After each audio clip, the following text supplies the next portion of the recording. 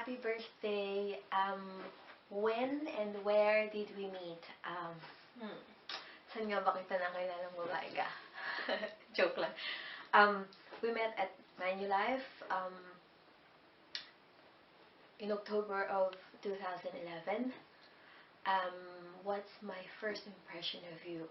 Akala ko maldita kang babae ka. Pero friendly ka pala.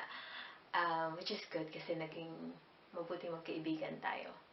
Next, what do I like most about you?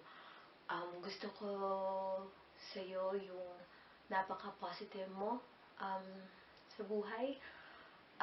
Kahit anong pagsubok or sitwasyon, ang pagdaanan mo,